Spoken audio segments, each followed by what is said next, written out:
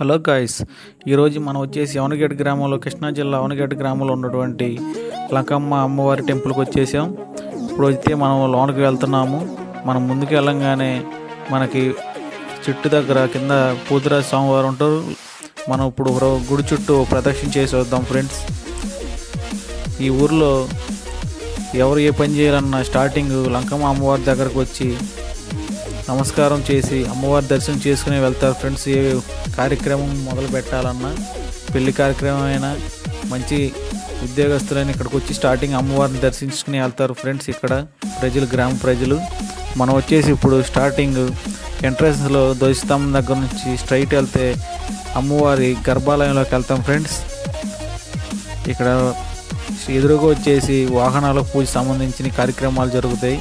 ప్రతి ఆదివారం అమ్మవారికి దీపదీప నైవేద్యాలతో కార్యక్రమాలు జరుగుతాయి ఫ్రెండ్స్. ఇది వచ్చేసి మనం లోనికి వెళ్తున్నాం అమ్మవారి గర్భాలయంలోకి.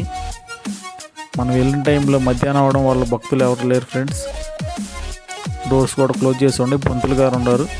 మనమైతే స్వయంగా ఉన్నటువంటి లంకమ్మ అమ్మవారిని చూస్తున్నాము. వీలైనంత వరకు ముందుకు వెళ్ళి తీద్దాం ఫ్రెండ్స్.